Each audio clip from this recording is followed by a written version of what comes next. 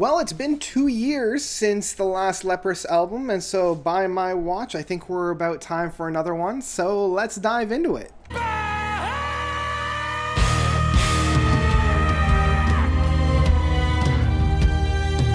Aphelion by Leprous. So, Leprous is I believe they're Norwegian. Yeah, Norwegian technical progressive metal band. They really got their start in the kind of late 2000s. Their first album came out in 2006. I fell in love with them, though, in their mid 2010 career with the 1-2 punch of Cole and the Congregation, and then just did a deep dive into their stuff since then. The Congregation still is probably my favorite album from them. Brilliance in recontextualizing this more technical, very heavy progressive metal. It's not quite death metal, even though at times there's a couple growls and screams and whatnot. Over the years, they have kind of metamorphosized themselves into being a little bit more on the ambient, impressionistic style of metal, much more concentrating on creating atmospheres and environments for the music, leading the charge of the lead singer of Einar Solberg, who really drips the last couple of albums in his own vocal work as well as on the synthesizer. It really kind of shifted the focus from being a very chuggy, guitar-led band with some really interesting synth sounds to a synth-led band with these chugging guitars kind of leading the accents. And this was found on their last two albums of Millennia and Pitfalls. Like, I found with these two albums, there were still tracks on there that I did enjoy and did get quite a bit out of, but there was a lot of filler tracks on there that I didn't quite feel as connected with. So now we come to Aphelion, and this, not to bury the lead too much here, but this album is a star in a mixed grab bag. There are a lot of tracks on this album that I love with a capital L. I find myself coming back to these tracks over and over and over again. I also love the fact that they're experimenting a little bit more and experimenting with some of the ideas and concepts that they laid down on those last two albums. There's a lot more of that synth style, but in like a driving force behind it, you know, like, and I'm going to get into specifics when I actually start talking about the individual tracks. But there's also a number of tracks on here that feel much more like a traditional Leprous track, like something that we would have heard from Bilateral or Cole or the Congregation, and it really felt like a homecoming at certain points. You know, it wasn't quite a return to form, but they were realizing that, you know, let's not throw away the baby with the bathwater. And there was still a lot of really, really great techniques that they were producing on those. And in and around all that, there's still this overemphasizing of Einar's vocals. And I will admit, Einar is a brilliant singer. Like, his high range is just so stellar and dripping in beauty. Like, he's got the voice of an angel. But there's a number of moments on this track where he actually goes into a very low range. Probably the lowest that we've heard of him. That's almost touching like a Scott Walker or like a Peter Gabriel, like those more baritone sounds on there. And I really appreciate Einar even stretching his legs a little bit more on this. But there's still a lot of tracks on here that I will admit, left me wanting more, left me a little bit cold. So it's a little bit of a mixed grab bag, but let's actually talk about some of the specific tracks on here. The album opens up with Running Low, which I think is a great opener track. I love that build. I love that drive. It's showcasing some of the more darker aspects, because really that's what Leprous has going for it, and what it's done so well is this really dark and menacing and almost like this viscous tar that the band is able to bring up. And what's leading the cause is that chugging guitar works with a little bit of an overlay of the keyboards and synths. And it's kind of showing the mirror back a little bit while still advancing the music forward. I really like the drive of this track. I love Einar's vocal range where he just starts screaming it out by that midpoint there. It's a great way to open up the track. And then we come into the second track of Out of Here, and this This track I enjoy because of the build that we have on there, but it takes a while for it to get going. I feel like this is some of the better parts that we had from Millennia or from Pitfalls, where it starts off very somber, very personal, and then it slowly builds itself up into this really grand sound, and I enjoy the build. This is something that Leprous does very, very well at constructing a brilliant build. I do think that it's overstayed its welcome just slightly. I think they probably could have pared this track down a little bit because there's so many of these styles of tracks on here, which isn't to say it's bad. And I kind of like how it's sandwiched between Running Low and Silhouettes, because the third track of Silhouettes really does hit hard, and it's a very synthesized sound. It really starts off with an R on the keyboards, providing the grounding for this, and I love this really quick playing styles. And this is something that I really, really do want to showcase now. The drum work by Bar Kolstad. His drumming always surprises me, and I was saddened that the last two albums really didn't allow him to really break free. And so I love with Silhouettes, he's really able to bring out the beast, he's really able to really hit it home and keep time with the chaotic music that's going around it. The playing styles on this one is also very, very well done. Like, I love the crash that we have in the midpoint going into the main chorus work. I love Inar's vocals on here, where he's got, he has to do the traditional and it's very tangible, and I love that chugging guitar work. It's very bestial.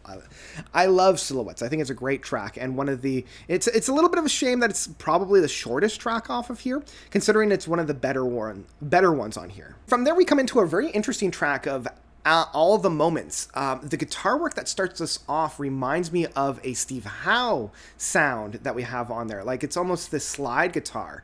So I love the fact that they're trying different things, they're branching out, they're experimenting with sounds, and I love how heartfelt and personal this track feels. Like, I feel like Inar is really like singing from his soul's fire on this one.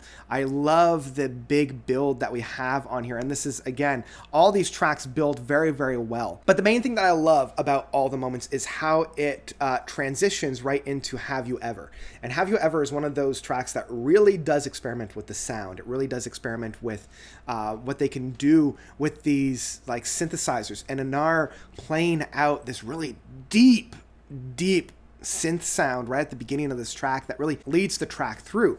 It's one of my favorite tracks off of the album. I just wish that they did a little bit more with this sound as the track progresses, because I love the beginning, and I love listening to it with a really, really good pair of headphones, and just like letting this sound just reverberate through my head. But I mean, if I'm being perfectly honest, I do feel like this track doesn't really go anywhere all that special, especially when we come from tracks like Silhouettes, Out of Here, and All the Moments that led to a very satisfying build.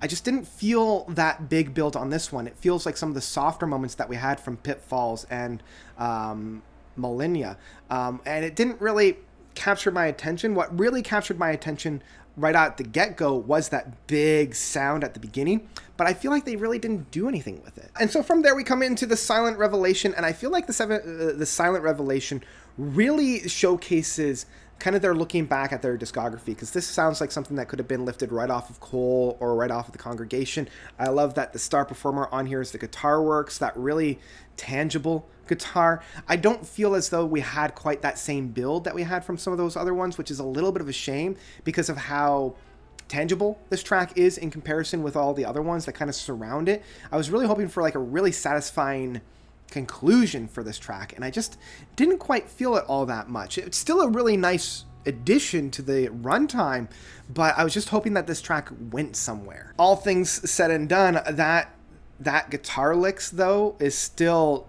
just so chunky and so grabbing that it does save the track a little bit from being a complete write-off, but I was really hoping for just a little bit more. So then we come into one of my least favorite tracks off the album of Shadow Slide. It just doesn't really do anything. I feel like we're covering the same ground that we already had before. Like, this track could be nixed and we wouldn't lose anything, because I just feel like all the styles and all the musical expressions had already been laid down at this point. It doesn't really build to any kind of satisfying end.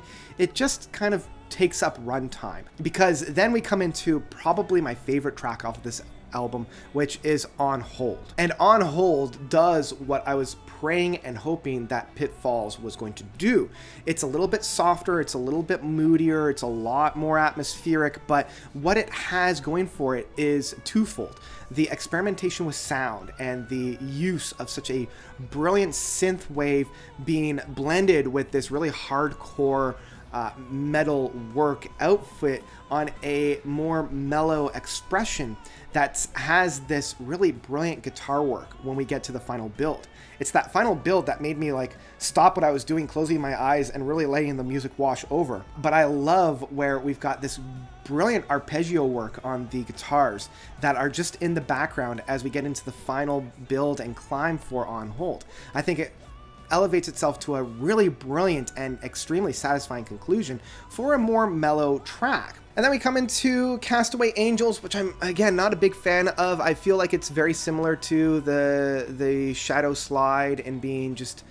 It's there. I mean, when it's followed up with a already pretty mellow track of On Hold, and the Castaway Angels is extremely mellow, it's extremely soft, it's very, very somber, it's very personal with Anar.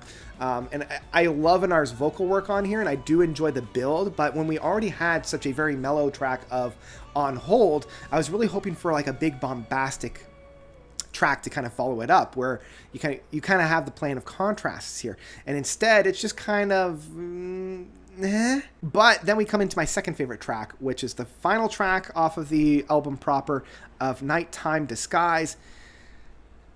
This track is brilliant. This track I friggin' love. The only thing is I wish that this track was about 9 minutes rather than 7 minutes, because when we finally come to that final build, which I love, and I love that Anar is just able to break free, he's able to scream and growl and really get its teeth into, like, this is the most bombastic track off the entire album. And they kind of did the same thing with Pitfalls and saving some of the big tracks until the very end, which, I don't know, on the one hand, it kind of buries the lead in the sense, and it makes you want to work for it. But on the other hand, if I have to work for it, I might not tune in for the entire album.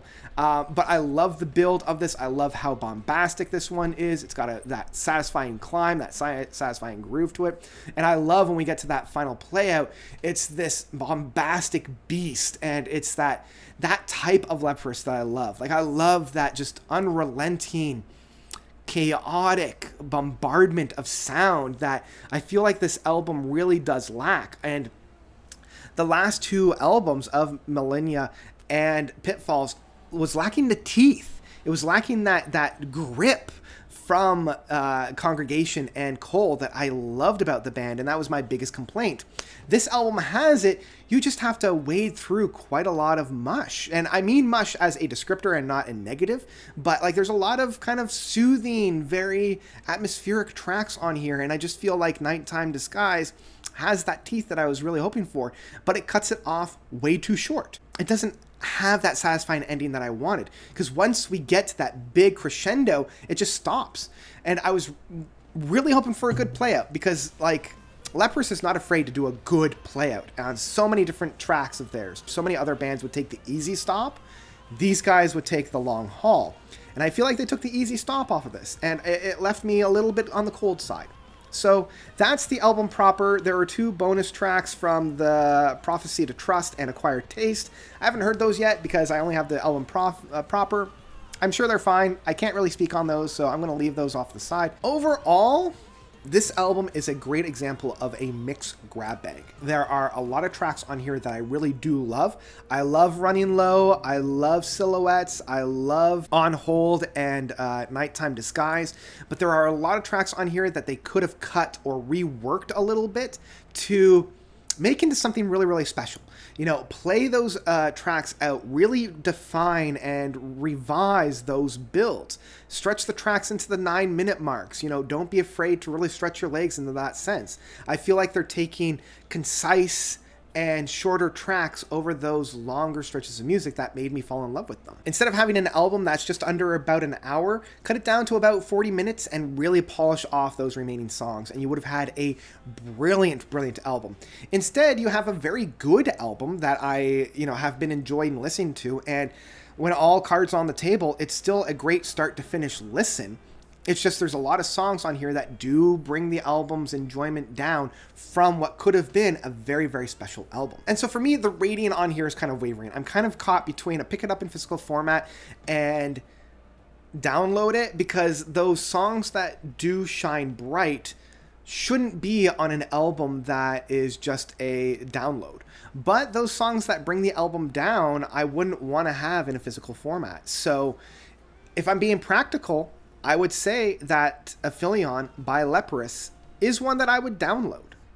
Truth be told, I really haven't picked up an album from them in physical format since The Congregation. The Teeth are back on specific tracks, but not on the album as a whole. So that's kind of where I'm at. It's still a recommendation, and if you love Leprous, then you're going to love this. If you've loved their last 2 albums, you are for sure going to love this album. But if you're kind of like me and you feel like the best that the band has put out were from Tall Poppy Syndrome all the way to The Congregation, you're going to probably be like me and be understandably disappointed.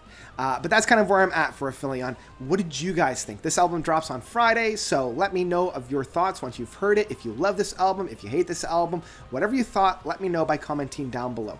And if you like what you see and you want to help support me, consider donating to my Patreon. I've left the link down below for you to follow. Even $1 a month really does go a long way. You've got your name at the end credits of all of my videos. You get a shout out on my podcast, and if you donate enough, you get a full-length album review, or you get a live stream album. So yeah, consider doing that. Like I said, even $1 a month does go a long way for me, and it really helps out. And if you like me, you want to see more of this, I've got my podcast, which you can't see this, wherever you can find your podcasts. It's Quid Prog Quo. But if you do want to see this, I upload all the visuals of that, because I record through Zoom. You can find that over on YouTube at Quid Prog Quo.